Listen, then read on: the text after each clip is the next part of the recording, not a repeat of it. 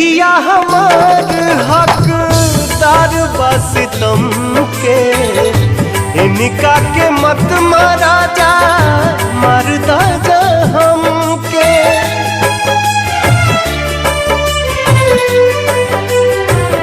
ओ देहिया हमार हकदार बस तुम के, इनका के मत मारा